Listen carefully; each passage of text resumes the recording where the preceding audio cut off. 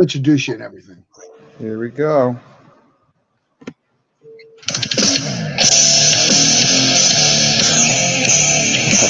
Yeah.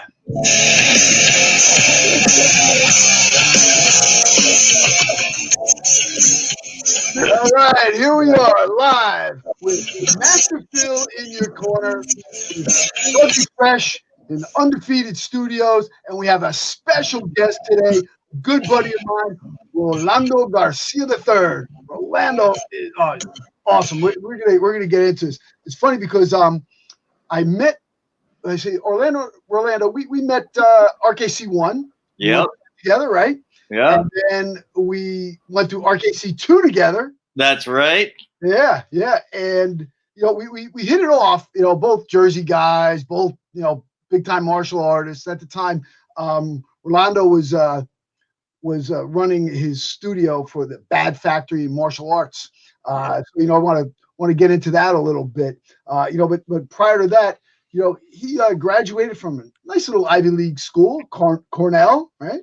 And I don't think you did too much with that after you graduated. Did you go to corporate world at all, or did you just go right into your martial arts? A bit of both. I know that once I did Bad Factory, I also went into the corporate realm. I went into Equinox, which within a year I was in management, and eventually, a good portion of my career was there, about a good 10 years of management, and then moved on. And my entire career has been in corporate fitness management, and that's been my career.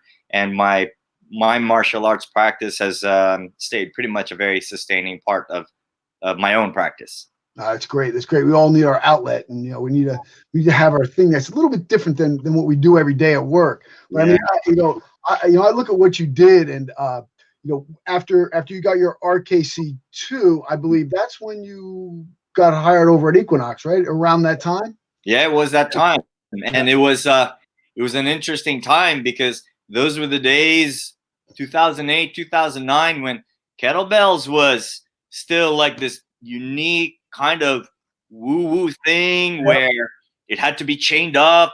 It couldn't just be like public access.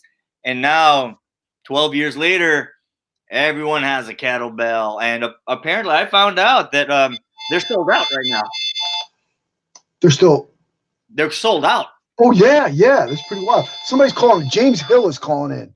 Let's put James on the air. All right.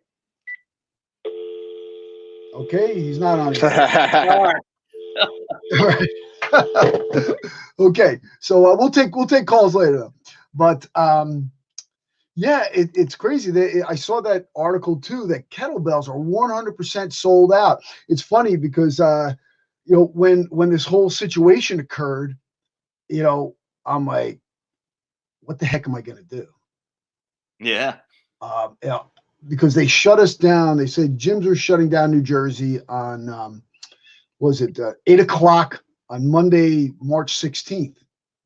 And so I go home and I'm fuming. I'm like, what am I going to do? What are my people going to do? How am I going to have income? What's going on here? This is what I do. I mean, I teach at a college too, but I said, to my wife, I go, I got to do something.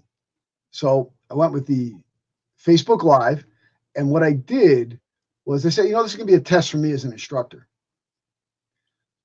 I went and I told all my clients to come by, pick up 2 kettlebells, a big one and a small one. And I'm going to lead them through live classes. Yeah. Every day online with Facebook, and they get to borrow 2 kettlebells. So I got those going, and then between the martial arts and the kettlebells, we're doing 2 classes a day live, and then if they can't go to the live version, it's recorded on there. So right now there's like 50, 60 videos up there for people to train with. Everything from knives to kettlebells to body weight. But I didn't mean to get there that quickly, but hey, this is an organic thing. I want to talk more about where you came, because now kettlebells, when we first were doing it, people looked at us, kettleballs, cowbells, cannonballs. Yeah, cannonballs back then. Cannonballs, right? and now they're all over. They're in Super Bowl commercials. Yeah. They're everywhere you can imagine. And hey, we were there, and I want to talk about, though, like how you took your martial arts and kettlebell knowledge and just crafted yourself. I mean, you did some great things over at Equinox. I mean, you moved yourself up from a personal trainer to managing the trainers to trainer management. And I mean, you're telling about these clients you had that were, paying like $26,000 a year to work out. I mean, yeah, it's more than my mortgage. At that time, kettlebells had gotten into that culture to such an extent that your warm up was walking with 232 kilos. Wow. And can you imagine, like 6 years prior to that, 2008, 2007, everyone's gonna look at you like, I'm gonna do what? Where's my bench? Where's my incline bench? Yeah. Curls. But can you imagine being able to tell elite clients who are like the top 1% of the top 1%, yep, you're going to do half kneeling halos, you're going to do over-unders, and then you're going to do farmer's walks, clean and press, and they would just say, yep. Whereas just a few years prior, everyone was just, whoa, what is this? Won't that hurt my back? Oh, how often do you hear that? It's funny. Are you familiar with the book, The End of Back Pain? Yes. Well, Dr. Pat Roth wrote, he was my client for 10 years. And in the beginning, he thanks me for the kettlebell movements. But how, I use kettlebells to help back pain. Yes. And it's fixed so many backs. And and it fixed my own back. I mean, Brazilian Jiu-Jitsu martial artists, your neck, your back, they're always talking to each other. And so kettlebells absolutely fixed it. And so now it's a big part of my martial practice. Now that everyone's quarantined, we're all staying at home. And if you're one of those lucky people that have kettlebells, I know you do, I do. Oh yeah. We have, technically, in many ways, it's a good time for us to really get in there and kind of, I know as part of my own practice, merge it. So now it's a lifestyle. It's not it's not this thing where it's something on the side. It's just a big part of your life, loaded movement, ballistic movement that translates into your life so that now you're more resilient. That's what makes this type of training, especially in this kind of environment now, so valuable. I'll share this story with you. When I first started in 2008 as a trainer, one of my colleagues at the time she was amazing trainer, and she was about 6'2". She was built like a model, but here I am, this RKC. I said, well, let me show you how to do this. I'll show you a kettlebell, pistol. You know what a pistol is? And she's from Lithuania. Of course she knew, but she entertained me. And here I am with my 8-kilo bell. Yeah, you can use it as a counterweight. She goes, And she said, let me show you something. And I said, okay, let's see. And then my manager at the time just nudges me and says, she's a Lithuanian athlete, like decathlete, all those things. She gets on a platform with a 32 kilo and keeps pistoling up and down. And then she does 10 one leg. She jumps off and she goes, you like me to do other leg? Yeah, you can do whatever you want after that. I'm not going to stand in your way. Yes, and she had a story for me that stayed with me. And I think about this guy a lot. And her dad, who was apparently Russian military, and had a kettlebell. And I asked, so what was that like? And she just kind of goes, my father trains kettlebell snatches 1 hour every day with 32 kilo in basement. What? What? I repeat myself. 32 kilo in basement snatches 1 hour every day. And that just it blew me away because it gave me an insight into the culture that Yeah. kind of, this is what I'm going to do. Mm-hmm. And I know everybody else is doing jazzercise and, you know, bands and curls and bodybuilding. This guy had the mental fortitude to just say, no, I'm going to go downstairs in the middle of Russian winter. I will do snatches with a 32 for 1 hour every day of his life. And now that we're in here, we're kind of in our own kind of Siberian winter, so to say. Yeah. I think about that guy a lot and what that meant. Meaning, look at this trainer. Can you imagine? I just kind of went up to her and might have felt a little patronized by me, you know. You didn't know. Yeah, you know, RKC, you know, Oh, 8 kilo kettlebell, but she still just kind of took it with good grace and then proceeded to kind of lecture me and kind of you know, how it's really done. You know, you know, all this is bringing some stuff to mind, and so many things are going through my head.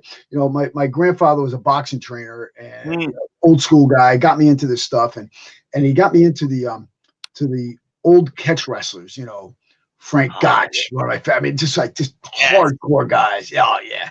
And then I you know, I studied the way these guys trained.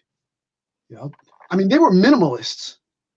So I've just tried to make my whole regiment is very minimalist based. I mean, to me, if I had 4 pair of kettlebells, a jump rope, a pull up and dip station, that's all I need the rest of my life. You're set. Set. And you know what? And this is basically proving that theory, because I mean, like, the minimalists right now are thriving. Yes. You know, but the big gyms, I mean, if you need all this equipment, you need, you know, battling ropes, you need these, you know, big weight machines, you need heavy racks. I mean, how many people have that in their house? Nobody. Come on. I mean, and we're fitness professionals. We don't have this. Right, exactly. Can you have a couple of kettlebells in the house? Heck yeah. Do you have a floor? That's right. I carry a jump rope in my backpack. I have a jump rope with me all the time. So, and as our famous chief instructor once said, if you have a kettlebell, you have a gym. Yes. A handheld gym, right? They have a handheld gym. And there's nothing more true about that. And I love what you said about the minimalist approach to it, because Karl Gotch, Gamma, all of those guys who worked with so little and got to elite levels pre-steroids, right? That none of us are ever going to see. Right. Yes. These guys. I mean, their dimensions were just incredible. And what did they have? They had basic bars. They had kettlebells. They had body weight exercises. Yeah, and they were just huge. Yeah, and also they were martial artists. They were wrestlers. Yep. The oldest martial art in the entire world, the history of the world, wrestling. They were all wrestlers, and that's. I know that is the one challenge I know I have to deal with. But I'm sure you've seen this in social media, where you have the Gracies, all types of Brazilian Jiu-Jitsu instructors. Well, you take a kimono, you take a pillow, and then you choke your pillow. You have all of these drills, but that's the only thing that's difficult. But by marrying the kettlebell, which I appreciate now more than ever, one, the minimalism of it, right? Yeah. Number two, now more than ever, the kind of strength, the kind of athleticism that's needed in this day and age. I mean, right now, technically, I'm a little disappointed that the pandemic does not include in zombies yet, because I've been I'm good to go. Because I thought all of this hard style swinging was gonna, all right, well, I need cardio. I gotta outrun these guys, right? That's what I thought was gonna happen. But no, it's really stay at home. But now you just stay at home. But You now stay there. That's it. That's what you're doing. That's your pandemic, end of the world scenario. You just sit there and swing some bells. But I think that kind of resilience, that type of athleticism that you need. Number one, it doesn't go away when you're doing super explosive strict swings. What that does for your hips, what that does for your entire body, your entire system, that resilience is so key, especially nowadays, because we're dealing with a pandemic that deals directly with your health. Oh yeah. Here's the thing, as I was looking on this, look, we're everyone's, checking out the COVID and talking about coronavirus, and everyone's should be concerned with deaths and so forth. But I was reading a very recent article by Life Science. In the U.S., we're looking at like the mortality rates, and for people 85 and over that get it, they have a 10 to 27% mortality rate. Right. Okay. So the group from 65 to 84, they're at 3 to 11%. Again, it's still a moving target right now. Right. And then you go to the next group down, 55 to 64, 1 to 3%. Okay. And then 54 to 20, that age bracket, it's less than 1%. Right. Mortality rate. So, and then you look at, but look at the other mitigating circumstances. The number one is the side effects of being obese. Yes. We have, over 40% of this country is obese and 72% is overweight. Yes. And you have diabetes, you have high blood pressure, you have other cardiovascular diseases that are caused by this.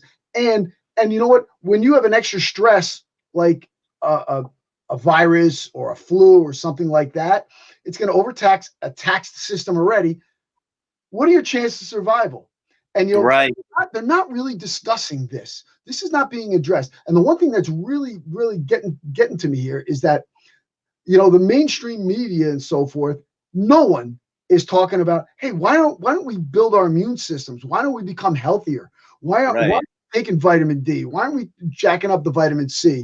Why aren't we, building our immune systems? Why aren't we losing weight? Why aren't we getting in better shape? So why aren't we improving our lung capacity? I mean, kettlebells help people with asthma incredibly. So do martial arts. Right. That's right. And I think that's where it's very interesting, because you and I, being fitness professionals, when we're dealing with clients, right, we have a very extensive questionnaire around health background, surgery background, any medical history, anything that can prevent you from doing anything. Because what we try to do responsibly as fitness professionals, because we're going to be responsible for their progress, is we're trying to create a predictive model off of how they're going to respond to stress. Because mechanical stress, cardiovascular and metabolic stress, we want that to be something that they benefit from.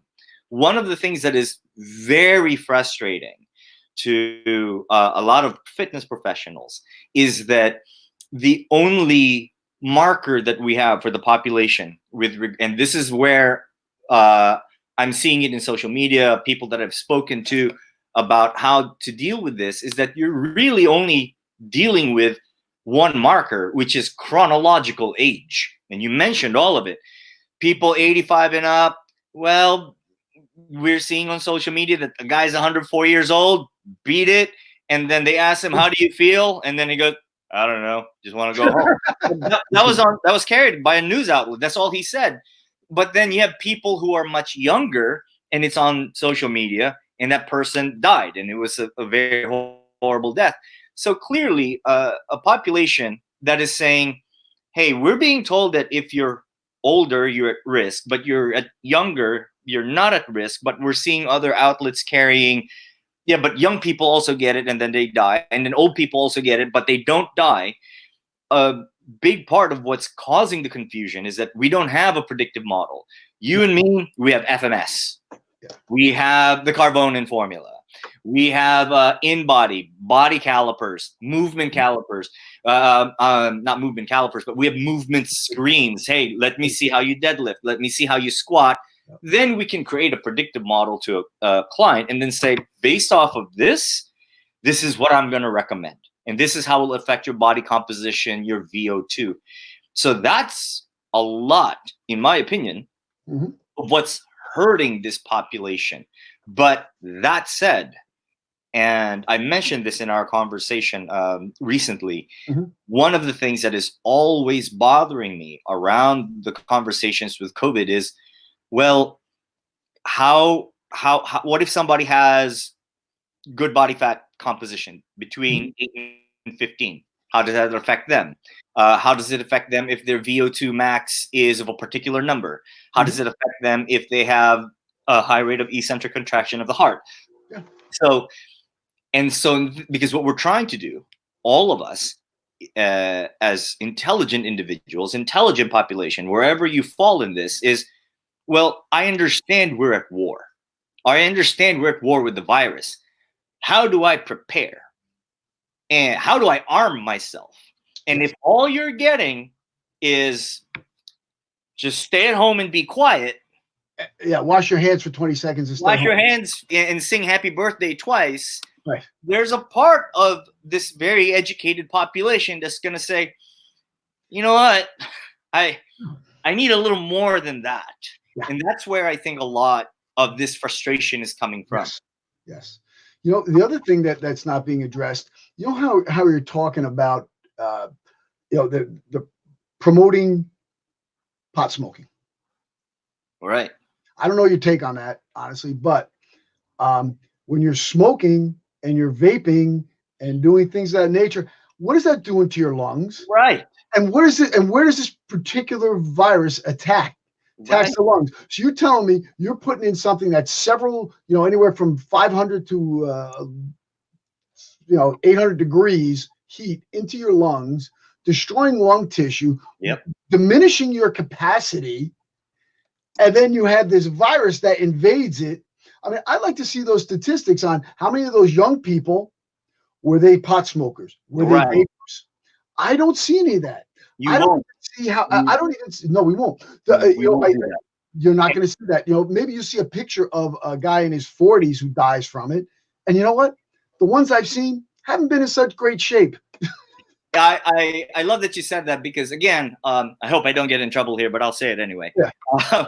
You know, when you cover these stories, it sounds a lot like those kind of stories when all of a sudden someone's a shooter. You know, he was so nice. He was so quiet. I can't believe 1, 2, 3, 4, 5, right? And then all of a sudden, but just because someone is quiet and seems gentle, it doesn't mean that they have demons that they're not wrestling with, right? Exactly. So the same thing with human physiology. Someone can be absolutely vibrant. Someone can absolutely have all the energy in the world.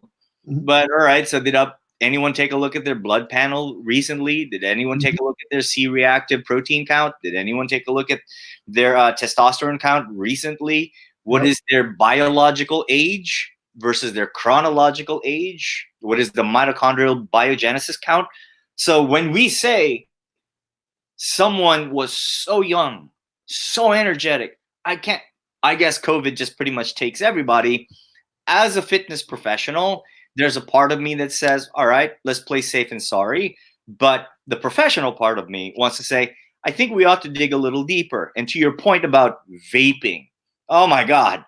I read an article several years ago that it's actually worse than cigarette smoking because at least with cigarettes, you have a filter. That's one. And this one goes straight into your lungs. So what does that do to your lungs? That's number one. So I think that's where some of these lifestyle questions, and I think individuals like you and me to a lesser extent, because now I'm in management. I'm not a Ronin anymore. I'm the manager, and I just take care of HR stuff, right? But fitness professionals like you and a lot of our colleagues who understand very intimately what is an immunoresponse, a reactive immunoresponse to this. What can we communicate to our clients? What can we communicate through our social media feeds so that at the very least we can arm ourselves physically and psychologically during a very challenging and very confusing time? Oh, yeah. Yeah. I mean, the other thing you brought up psychologically too. I mean, if you're sitting around just watching Netflix and drinking and drinking, okay, what's that going to do to your head? Oh, I mean, my gosh. You have to work out. You have to release those endorphins. The body has to move. It wants to move. It doesn't want to sit there like a lump. I mean, this is a point of contention that I have that trying to get this word out without, I don't want to be up on a soapbox, but man, people have to take responsibility, and this is a great opportunity to do a little self-reflection. Yeah. Say, how can I bulletproof myself, or at least increase my odds of surviving a severe illness? Yeah. And, if you're taxing your system with being overweight, with smoking, with vaping. Oh, another bad thing about vaping is this. At least smoking now, you kind of have to do it outside, and it's got a stigma because you can smell it. Yeah. Right? Vaping, you could sit there and vape in a classroom. Nobody would even know it. That's right. That's right. That it doesn't have that kind of stigma. And going back to what you said about how to make yourself bulletproof, I forgot who it was. I think it was Mark Twight. Mark Twight, founder of Jim Jones. He said the point of Jim Jones is to make you harder to kill. You're going to get killed at some point. Something is going to kill you. All going to die. But we're all going to die, but you got to make yourself harder to kill, meaning you got to give yourself every God-given chance to survive what you can survive. So were we caught? The big question is, were we caught unprepared? The mass population. Yes. If you're running out of toilet paper, clearly your supply chain was caught with their pants down, right? If somehow this is the time where you're considering your overall health, you got caught with your pants down also, because this is the time where the most important thing that you need to arm yourself against a virus is your health. If you're not optimized for it, and when I say optimized, you have to have good cardiovascular conditioning, good cardiovascular health, good metabolic health, good nutrition, and then you got to have good musculoskeletal health too, because, and I'll share this with you, a colleague sent me something that said a colleague of his died, and very young, from COVID, sent me a picture. And one of the main takeaways was that he was young. He was so young and so fit. And I saw the picture and I was just blown away because he looked like a bodybuilder. He looked fit.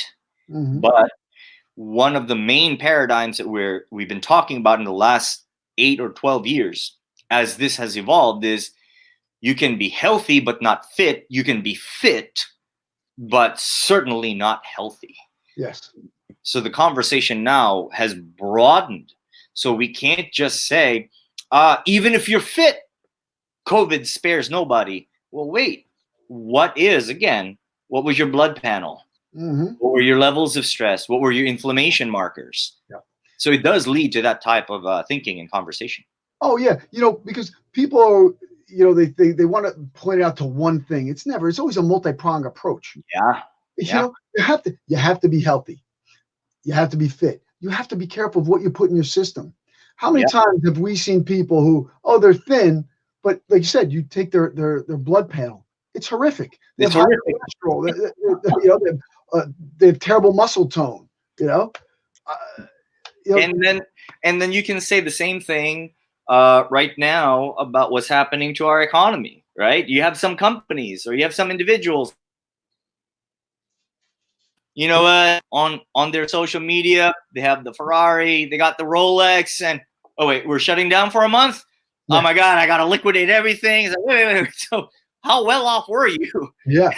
If you have to liquidate everything, we're only shut down for 4 weeks. You'll be fine. You're supposed to be fine. What do you mean you're selling the Ferrari? I got to sell everything now.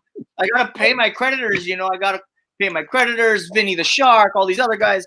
And so we have so on the one that's on the one end, but then on the other end of it, the physiological side of it is that it does ask us a very important question when we're talking about health and fitness, meaning how physically fit are you, how metabolically fit are you, and also how psychologically fit are you? That's the other one. I mean, there's people jumping off of bridges, Right. Because of this. You've been in your own home for 4 weeks. Your own home, the safest place in the whole world, the one you're paying your mortgage on, your rent on, and you can't sit in place in your own home. God forbid, when the aliens finally arrive, and you're not safe in your own home, God help you, because this is supposed to be your fortress. Yes. But we're finding now that the real fortress is here. This is all it's all in the attitude. That's why I've been trying to put forth a positive message every day. Do something positive today. That's one of the reasons I'm leading my classes. I want my people to have that contact with me every single day. You know what? Get up, do something. I put out a post the other day and I said, you know what? Stick to a schedule. Get up at the same time. Huge. Get showered, get changed, get dressed, do everything. And if you are not going to work, well, then have tasks set for the day. Yeah. Accomplish those tasks, but adhere to a schedule. Say, okay, I'm working out from this hour to this hour. I'm going to go for a walk here. I'm going to work on my taxes here. I'm going to paint, whatever. I'm going to work on a project in my house, whatever it is. You got to complete it. Get up and move, be productive. Yeah. Human beings are meant to be productive. And this is a huge issue I see with people being unproductive, because when you're unproductive, you feel worthless. And, speaking of that, I love that what you said, worthless, because so much of what's actually being what we feel is an attack psychologically is our own sense of identity. Well, if I'm not working, who am I? Right? If I'm not working out, who am I? If I'm not with my friends, if I'm not hanging out with them, drinking, vaping, whatever, then who am I? Well, you're asking some of those very important questions that Zen monks have been asking themselves for 2,000 years, which is, well, who am I if I'm not the king of Kung Fu and, I don't have all of these amazing things around me? It's a very important question. So you can do one of two things. And I love what you did, because I think that's the one that's most accessible. You got to create a list. Greatest enemy, this as a martial artist, your greatest enemy is your mind. That thing can do so many wild things to you if you don't give it tasks. 9 a.m., you got to crush this. 9:30, you got to crush this. Because, if you leave the mind alone for a while and you meditate, or let's say you're doing nothing, the mind starts to do very wild things. There was a study I read with it was done with apes in the 1980s, right? And what they did was they gave them a puzzle, and you fix the puzzle, food came out, right? So these gorillas, they're like, I'll fix the damn thing, give me my ham, right? Give me my ham sandwich, right? Fix the thing, ham sandwich. Fix the thing, ham sandwich. Then one day there was no ham sandwich. Fix the thing, ham sandwich, nothing. Wait, I thought there was a ham sandwich coming. And then they said, well, what are they going to do? They kept fixing it. And then the next part of the test was they just kept giving them ham sandwiches. So no direct cause and effect. This is what the apes did. They started forgetting about the ham sandwich, and they created a whole nother puzzle, a whole nother problem. So the conclusion of the test is that before food, before survival, the mind, actually, even the simian mind, has to have a problem to solve. Because if it doesn't have a problem to solve, it will create a problem. And this relates to a very famous quote by Jack Nicholson. And he was in an interview, and they asked, and he said, well, with women, if they ask you to fix yourself, don't fix yourself. And the interviewer said, why? Because if you fix yourself, they got nothing to fix. But it leads to that same idea that you got to give yourself something to complete for your psychological health. Yeah. And if you foresee something as a problem, you got to work at it, because if you don't do this, your mind does wild things, wild things. You know, it's funny that this conversation has gravitated to this, because I've maintained this, is that a couple of things about the mind. One, when you have issues that are started in your head, I maintain, unless you have some type of severe chemical imbalance, which there are certain people that do, but for the most part, it started in your head. You can address it in your head. You have to. You have to. I had there are two stories that it reminds me of. One was a student of mine, and she would always come in with her friend, and then I'd teach them martial arts, right? They loved each other. They were always friends, but then they started the class together. And, when you first start the class, especially the first 3 months, you don't let them spar. Let them watch a little bit, hold the pads a little bit, shadow box. And then one day, hey, guys, are you guys ready? Go ahead and spar. And these two lovebirds, these two girls, all of a sudden they're sparring, and then pop, pop, pop, pop. And one of them got this really good jab. Boom, just snapped. And her head, her friend's head went back. Boom. And bing, bing. Okay, time, good, stop. The whole thing stops. Everyone's ready to go. But the girl who got her nose popped comes to me. Hey, coach, can I talk to you? Yeah. Listen, this makes me uncomfortable, but I think my friend hates me. Why? Why'd you say that? Never told you this, but in the past couple of days, in the cubbies, when I put my shoes here, and every time her shoes starts to kind of move towards my cubby. Okay, what's the problem with that? Yeah, but it does.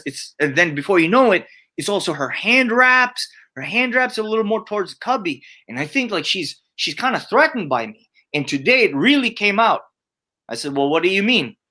She hit me so hard with that jab. I know she meant it. She really meant it. And I had to sit her down, and I said, hey, I'm sorry you feel that way. I get it. I understand. You're going through an adrenaline dump right now, okay? And when you have adrenaline in you, you think everybody hates you. You think everyone, I promise you. Did you love your friend when you came here? Oh, yeah, of course I love her. So what changed? Take a drink, take a deep breath, get some water, let the adrenaline come out of you, because once the adrenaline is gone, I promise you, you're going to be friends again. Yeah. But in that presence, in that exact presence, her mind went all types of directions. So can you imagine the adrenaline dump everybody's going through now when they're on social media? They're getting wound up. And then all of a sudden they wake up and it's 10 in the morning. Yeah. Right. And they got 3 hours of sleep because they've been listening to all types of news outlets. And then Master Phil comes on, and Master Phil puts on some comment. It just says something like, I think we got to think about other perspectives. How dare he put other perspective could there be? There's only one perspective. Bro, biochemistry, man. Biochemistry. You're covered in adrenaline. You shake it off. Move around a little bit. Swing a couple of kettlebells. That's your friend, man.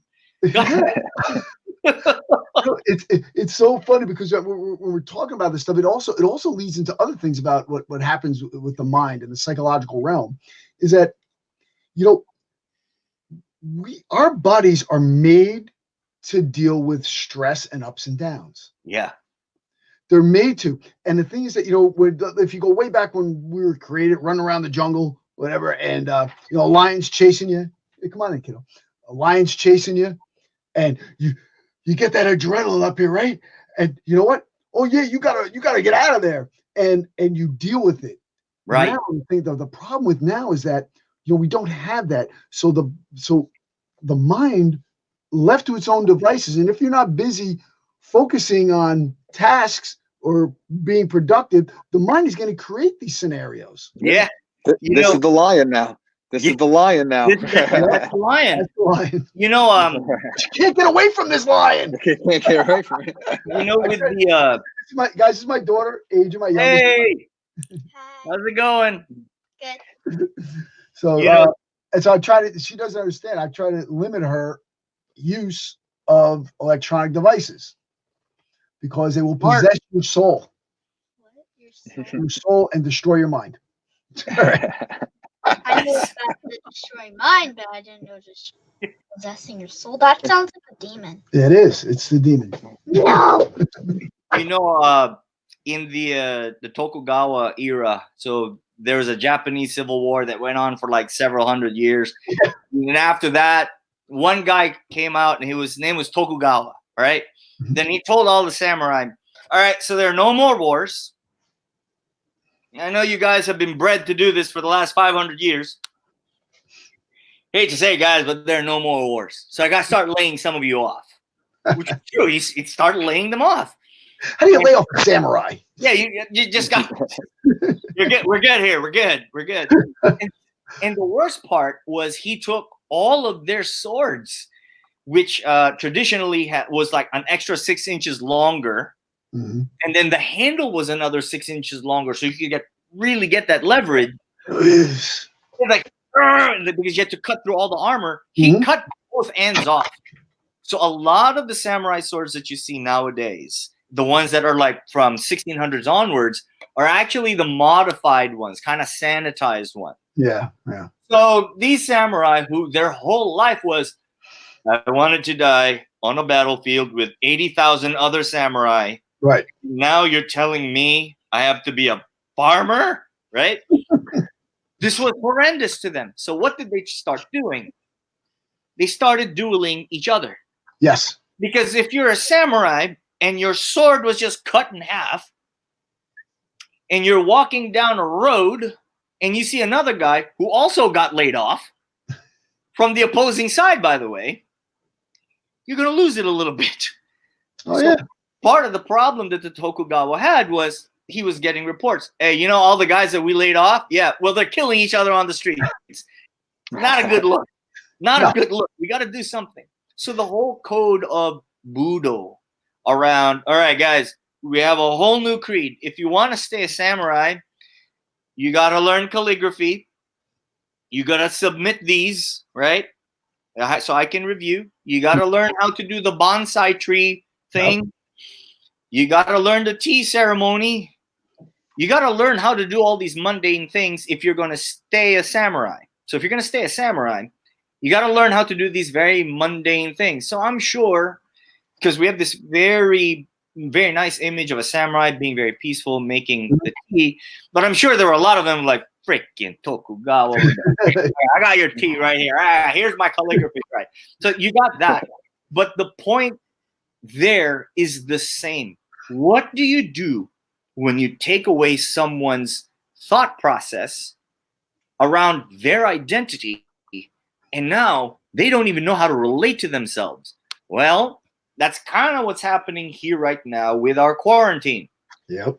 You're not that guy who's working, 80 hours a week anymore. So who are you? Right?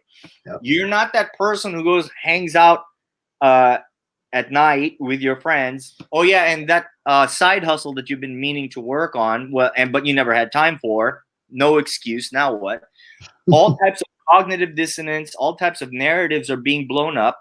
And what do? Well, luckily, we don't have swords. We're not dueling with each other. But we are choosing to duel with each other on social media. Yeah. On this thing. The sword. That's what happened. That's what happened.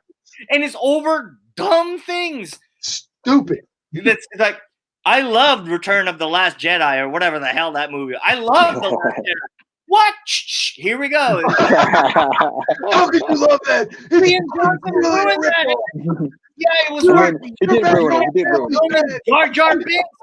Jar Jar Binks was there. No, he was not. And then back and forth. And but it's the same idea when you take someone's identity, and this is one of our problems right now. One of our problems when you're not healthy, you're not working out, you don't have a routine. You're like the samurai who's walking around without a sword, and you're gonna fight anyone and anything over any reason or no reason whatsoever. Yes. And it's easy. It's now is the time to talk to my man, Master Phil.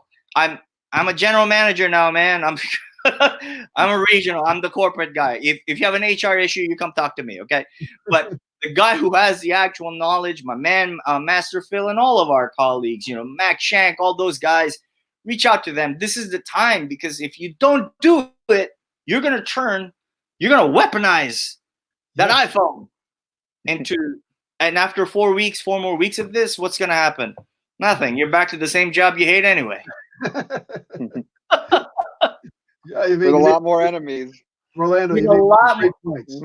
Yeah, and now it's like unfriend. That was so funny. Hey, but I do want to mention something else too. Totally off. Yeah. If people have time to read, I think now is a great time to read Intrinsic Excellence. Oh, I think and leadership system for personal training. Thank you. So that's Rolando wrote this excellent book. So I'm giving him a plug here. It's on Amazon.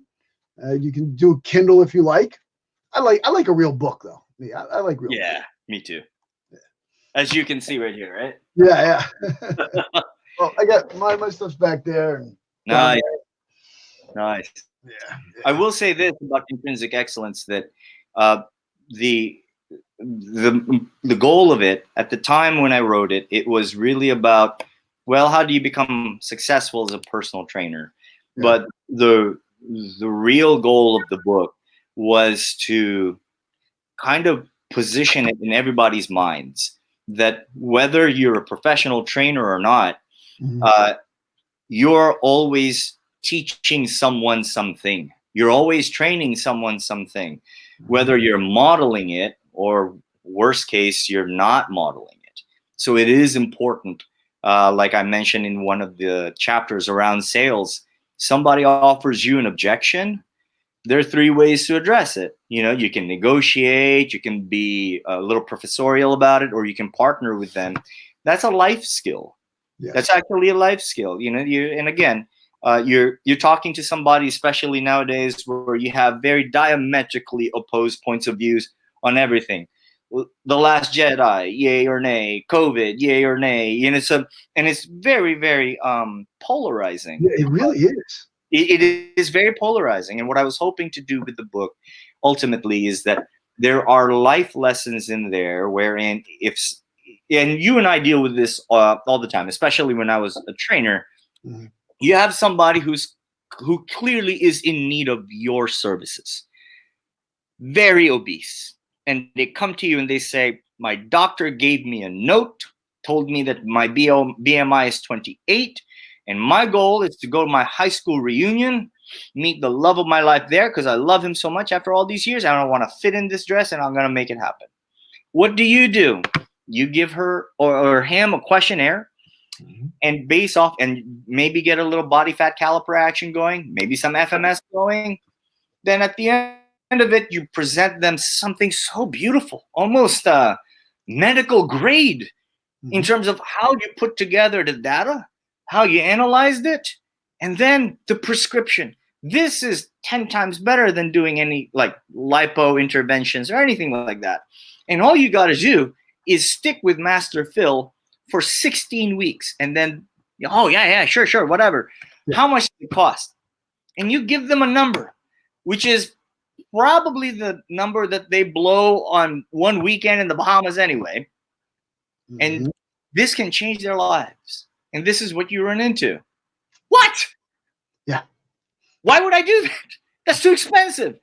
I have a friend down the block, and he told me that you can just do this for free on YouTube, right? And this is where you and I run into this all the time. And I think fitness professionals in this day and age, in my opinion, and this is what I was trying to say in the book, I think fitness professionals are far more necessary in this day and age, more than ever, because we're the ones who deal with cognitive dissonance all the time. Can you imagine somebody coming to you, asking you for help, and then you help them, and then they tell you, how dare you help me? It's really funny. One time I was talking to this person, and I trained myself to do handstands. Mm-hmm. And this guy's like, "Oh yeah, well, how do you do them? Yeah, I've been working. I've been trying to do them. How do you do them?" So I'm like, "Okay." So I showed him. I said, and I gave him the steps and so forth. I even wrote an article about it for Dragon Door a number of years ago. And then he goes, "Okay, yeah, but I do this." You asked me how to do it. I'm telling you how to do it. Now you're arguing with me. And so I said, I go, how's that working for you?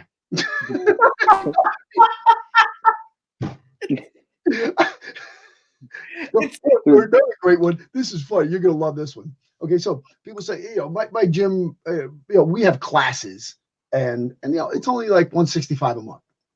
It's not a terrible amount. It's a great deal. It's a great. I take Adrian out to dinner. It's $150 for one night.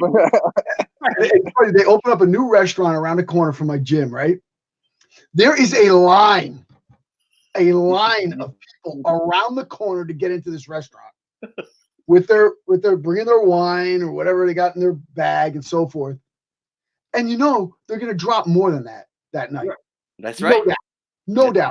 And yet their stomachs are hanging over their belts. Right.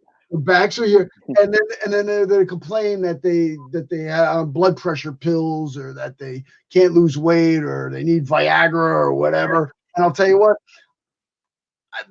where are your priorities? I'll tell you, look, I'm 57. My testosterone is 753. Amazing. Okay? Amazing.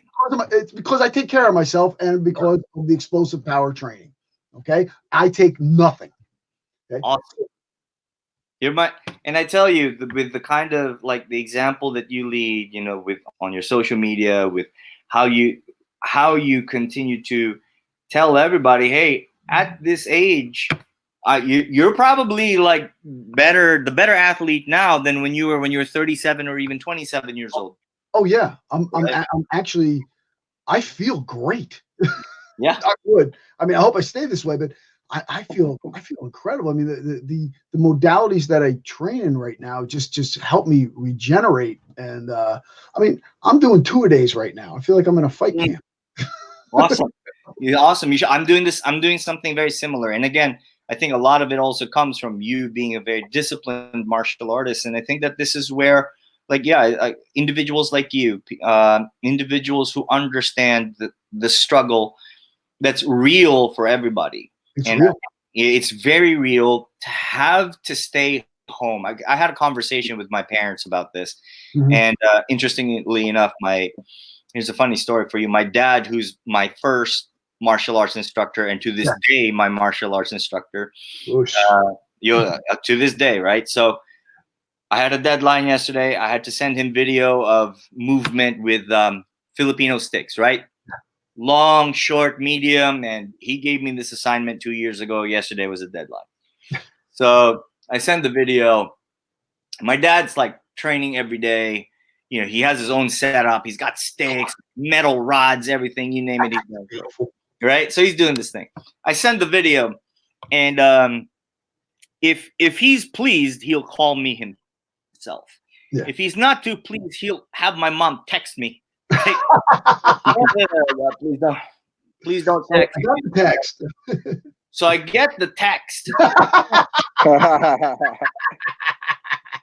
I get the text. My mom just says, "Where's your lateral movement?" And I text back, "You've been to my condo. If I do a lateral movement, I'll kill a cat." Right?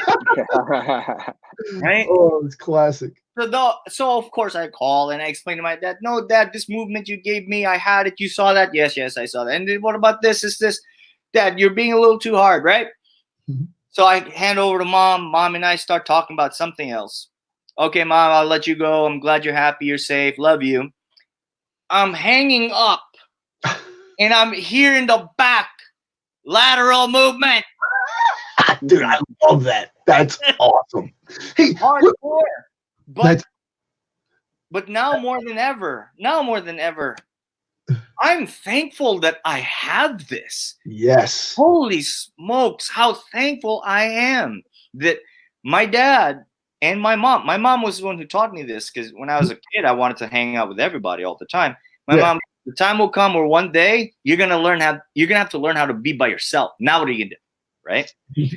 So here's Mom, Tiger Mom, right? Yeah. That lesson stayed with me. And then my dad, he went through some things in World War II, and he said, one of these days, you're going to need this practice. You won't have your fancy barbell. You won't have your fancy training buddies. You won't have your creatine or what have you. All you're going to have is a stick. Now what are you going to do? Right? Dad, come on. It's a bit extreme. Of course, several decades later. All right. Okay, I'll send you the I'll send it. But we're lucky. You're lucky. Yeah. I'm lucky. And I have the conversation I had with my parents yesterday was, now I get it. I understand why many individuals who don't have this are on social media saying, please end the lockdown. And people will say, well, let's end the lockdown because it's worse than this, worse than that. But I think that there's something underneath it, because the ask is, please stay at home. And a lot of us assume that home has one meaning. It has one meaning for you, has one meaning for me. It has many different meanings for many different people. And I have a lot of compassion for those individuals who are not like you and me, where we have a practice that centers us. Yeah. We have a way of viewing ourselves and saying, well, we're pretty good, but I have somebody in my life saying, yeah, you think you're pretty good, but you missed this. Okay, now I got to go work on something. Mm-hmm. Some people don't, a lot of people don't have that, right?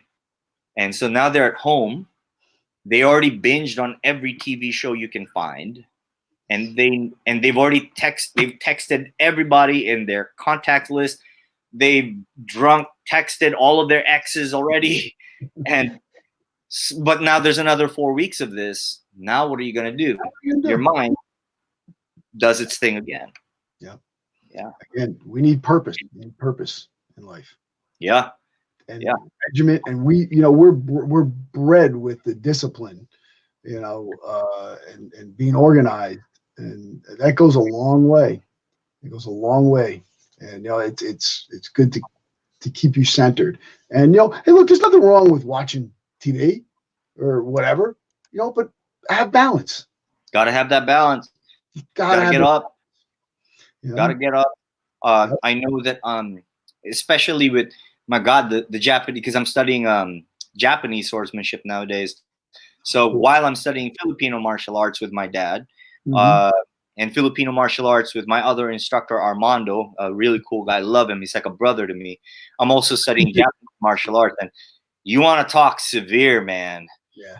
You want to talk severe, like you're up in the mountains with a wooden replica of what would have been your samurai sword. And that's it. You're doing 1,000 reps of the same thing over again. Call it. Hold on. You're on Master Phil in your corner. Who do we have? Phil. Yeah. Hey, Coach. How are you? How you doing? Good, good. Are you calling in to be on the show? Yeah, you're live right Yes, now. we are. Yes, we are. This guy, who's a guest on the show, he's our boxing coach. I love him. He is incredible. Super. Yeah. So, so Coach, you got a question for the crew or a statement or? Yes, sir. I do. It's a great podcast, by the way. Oh, thank you. I got to turn it off on my computer. Oh, okay. I could send them a link. I could bring them on video wise too. My question is a related to what you guys have been talking about, the the amount of obesity in the country, and people don't seem to have that drive. And Yeah. I guess my question is genetics. Mm. Because, like, I know myself from when I was really young, I always hated to lose. And it helped me out, but when I competed, I hated to lose. Mm-hmm. And when I always had a drive to want to do things and be better at it and continue to do things. I also liked, I enjoyed exercise. I wanted to exercise. I wanted myself to look better. So I think there's a lot in genetics that I obviously I inherited from my parents somewhere down the line, grandparents. What do the people do? Is the reason why there's so many people obese in these countries because they don't have those genetics? And what do the people do who don't have that? I mean, I've run into so many people in my life that just don't have that drive. Phil, I know you do, and I'm sure you've been around people who have said, you're too intense. Oh, yeah. My ex-wife. Yes.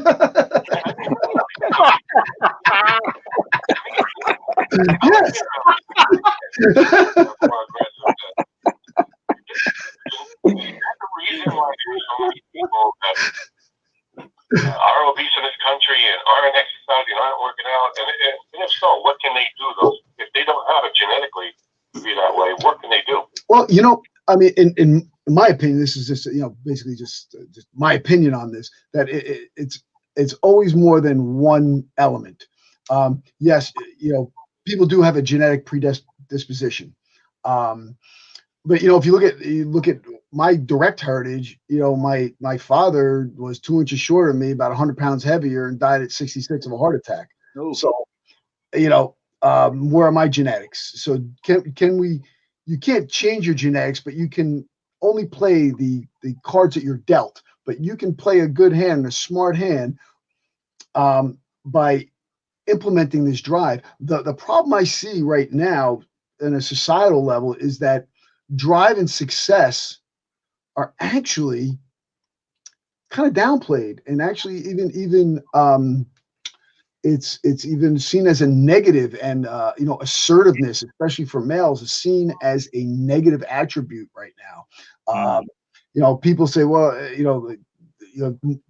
want to move toward more of a kind of even playing field, and you're supposed to feel bad if you win or whatever. I mean, look, again, as you, I hated to lose. Almost winning, I never really celebrated when I won, but man, I was pissed when I lost. Right. So I think that part of it is genetic, and part of it is societal. Mm-hmm. What do you guys think about that? I couldn't agree with you more that you're dealing with are essentially intrinsic and then extrinsic forces, meaning it is important to have that drive, but you have extrinsic forces that say, on the one hand, you got to look a certain way, but if you go about it a certain way, I'll be the one to throw it out there. Then what you have is, I think it's called toxic masculinity. Whatever. Like that. Never heard of it. Yeah, right. Right. So it's Estrogen. It's thrown out there, right? So on the one hand, you're supposed to succeed. You're supposed to achieve the things you're supposed to achieve on the one hand, but on the other hand, do the extrinsic standards match up with your genetic potential, and B, where you really want to go? And I think that before genetics, and this is something that Master Phil, Doug, and I have all been talking about, is that this is a really great time to really reflect first and ask, well, what do I really want? Because I'm 5'9", 206, right? And no matter how much I love, they say, go for what you love. Follow your passion. I can be the most passionate guy about the NBA. I'm never going to be in the NBA. It's not going to happen. It's just not going to happen, right? My genetics will not allow me. So I have to take a look at, one, what am I really trying to achieve? That's number one. And number two, what was I given in terms of my genes? I will never. Based off of what I've seen of Master Phil, in terms of what he can lift, what he can do, his fast twitch to slow twitch ratio genetically is probably far superior to mine. Very, very different athletes altogether. If I put myself in a situation of, yeah, but I can never be this guy, that's self-defeating. I can never then reach my other genetic potential. So what I would recommend that you do is, number one, what do I really want to achieve? Number two, what is my actual genetic potential, and have I tried it? Have I tested it? How far have I gone? Then from there, go to your resources. Go to those coaches who not only have the knowledge, but have the experience. They've been there. It's a great example here that Master Phil pointed out that, hey, his dad was 2 inches shorter, 100 pounds heavier, and technically Master Phil is 9 years away from that benchmark when his father passed away. So that's driving him. That's driving him. I'm going to get way past that benchmark. Yes, I am. Right? Right? So that's what I would – those are the two main things. So I guess my question to you then would be, what do you – outside of genetic barriers, what are you hoping to achieve so that you really feel that, man, this is real for me and I can commit my life to it? Is he still there? Yeah, no, Joe. Listen, he's a very intelligent guy, and he listens. So basically, we're saying, okay, genetics do play a part, and you can only play the cards that you're dealt. But what you have to do is find the right dealer. Yeah. So that, right. Play the right game. Play the game that's going to work for you. I'll never be a gymnast. I'll never be a basketball player, but I'll do the other things that I do. Right. So. And also setting those goals that like you're setting yourself up for success. So like every time you're completing a goal. Yes. My gym I wasn't doing it as a full-time job. Right. I was doing it as a part-time because I love coaching. So when people came in, and a lot of guys who trained with me, a lot of tough guys. Yes. Former wrestlers, boxers, etc. But when we had people come into the gym, they wanted to train, and then when I watched, and again, maybe this is part of their genetics also. Again, they didn't have the drive, they didn't have the heart. They didn't, say heart. Let's say heart because that's a common term.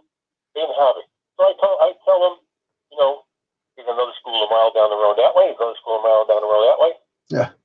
I think that's where you should go because I wasn't doing it for a living. So, and I didn't want. They didn't fit in with the rest of the guys there. They would have gotten, they would have hurt. Yeah. So I didn't do that. I even had a woman come in. I think I told you she came in with her 15-year-old or 16-year-old son because I didn't keep kids. You got to be 15 years older. And she came in with her son, sat at the desk in front of me and said, "How is it going to take my son to get a black belt?" So I went back and I took one off the shelf and I said, "Here it is. Now what do you want to do with it?" Yeah, sure. So what do you want to do with it? And she looked at me and I said, "That is a school a mile that way, and a school a mile that way. That's where I think your son should go. But that's the most important thing for you." Yeah. So I just think that there are certain people meant to do certain things because they have it genetically in them to be able to do it. And I'm not saying, you're an athlete, I'm an athlete. I'm not saying I can do every sport, but you need a certain amount of heart to do certain sports over other sports. Like wrestling is different than tennis. I'm not saying tennis is not athletic. It doesn't require a lot of athletic ability, but it doesn't require the same heart as being a wrestler. No. Or a boxer. Or a kickboxer. Yeah. Or a football player, as a matter of fact. Yeah. So that's what I'm talking about genetics-wise. So now when you get people who have to go out and work out, and they need that drive to be able to continue to do that and stay with it, and they don't. Yep. So how do you motivate somebody to do that? And I know you've had some people in your school who are very overweight, and they lost a lot of weight going to your gym and training with you, and so you've obviously worked with people who maybe came in and didn't have that. Somehow you shaped them and made them do it. That was interesting to me. you're either hit, or you're not. this way. Yeah. Well, that That's more along the lines I was. Well, in my opinion, drive can be fostered. Drive can be fostered because everybody has different triggers. Everybody has something that's going to spark it. It's got to come from within them, but a good mentor, trainer, coach, whatever you want to call them, will find it in that person and bring it out. Yeah. And sometimes you do it and you don't even know you're doing it. Yeah. There's things I said, and things I've done or whatever. I said, well, what made you? Oh gosh, 6 months ago when I saw you do this, I'm like, I want to be able to do that. And you don't know what it's going to be. Sometimes you have no idea. So if it's very difficult to say, oh, well, this is the formula I use. This is that. Do I use a set of different tactics? Yes. But you know what? I treat it like jujitsu match. I kind of roll with it and see which direction it goes.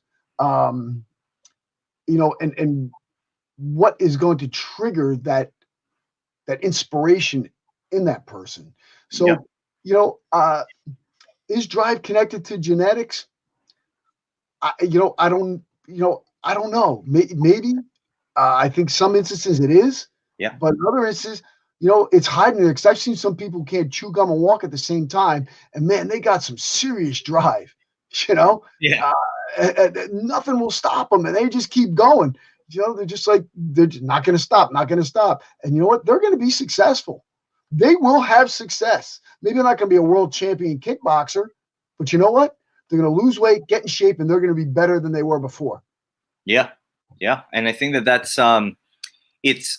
drive is one of those intangibles. I know when I was starting out as a trainer, I approached one of the senior guys, and apparently he was the top performer there for 2 years. And I talked to him and I said, so what do you do? He said, you got to want this more than anything. Yep. And then when I became a manager, I became his manager. I went back to him and I said, so how do I hire people like you? He said the same thing, drive. You got to look for drive. So very humble guy, love him to death. And he's out in San Diego now, still with Equinox, but out in San Diego. But it's something that has plagued many martial artists, many strength athletes, many competitive athletes, many soldiers over the years. How do I motivate my guy, let alone myself, to go do something so uncomfortable, but I gotta achieve it. I gotta find a way to achieve it. And it's different for everybody. Like what Masterfield said here, that it is different for everybody. There are individuals out there who respond to a lot of extrinsic motivation, meaning they got someone on the outside as a taskmaster saying, that's pretty good, but you suck here. And if you don't do this, you will always suck right about here. And depending on the relationship that you have with that person, that may crush you, you may make it. And then you have that very, very rare individual, guys like Bruce Lee, who you didn't have to motivate him. He was born motivated. He woke up and he just said, I need to be this perfect martial artist. But those are very rare. So what I would suggest is if you can, and look, me, I've been a martial artist since I was 6 years old. So going on 41 years now, I still have my dad breathing down my neck on lateral move. I'm a professional. All right. I'm an instructor. I have students, all these things. But this guy, and he's already in his early 80s, and he still says lateral movement, because I need that. I need someone to tell me this is what you're not doing. And I think that along with genetics as a limiting factor, we have to be careful in this society that we no longer allow for the taskmaster. It's always, you won for participation, thank you. Medal for participation, thank you. You finished 5th, well, 5th is also pretty good. Here's your medal for that. You don't have somebody breathing down your neck like the emperors of Rome. Whenever they came back from battle, There was a guy when they would go parade in front of Rome and everyone's going, oh, Emperor Rolando, you made it, yay. There's some guy, holding a fig leaf or on top of his head, and it's supposed to be his crown, but they leave it right above his head, not on it, just above his head. And he's saying in Latin, glory is fleeting, glory is fleeting, glory is fleeting. He's reminding him that whatever you're experiencing now, this isn't it. There's something else. And that's one thing we don't have anymore, I think, in our education system, in our coaching, athletic system. A lot of enabling. Yes. A lot of, you hear this a lot, the softening of America, so to speak. Mm-hmm. But what it really is that we no longer allow in society for the taskmaster. In Bushido, the whole thing was covered by taskmasters. You couldn't even enter a dojo without someone cracking you on the head because you bowed wrong. You bowed at the wrong time. You didn't tie your belt the right way. Because they knew that if you're going to go to that next level, you couldn't do it from the inside. Someone on the outside had to be driving you. And a lot of times, that guy is not, or gal, is not someone you're necessarily going to like. Yep. You're not even going to like what they're saying half the time. And that, to me, is the role of a coach. The one who's just going to shoot you straight between the eyes and going to say, bro, you did that wrong. You can do better. I know it. Right now, you done messed up. You got to do better. That, I think, once we allow for that back into our realm, into our circle, and we allow that individual back into our realm, I think we can break all types of barriers. Genetic just being one of them. That's a good point. Good point. No, but excellent talk today, guys. We're gonna really eat up a lot of YouTube time and FM time on the podcast. I got one question. I know I feel like you're gonna wrap it up. I got one question that goes with this. One, do you think any foods involved could help you drive?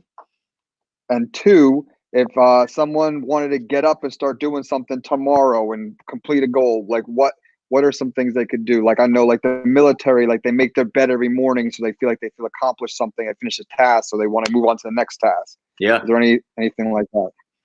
Good, Rolando, you take it.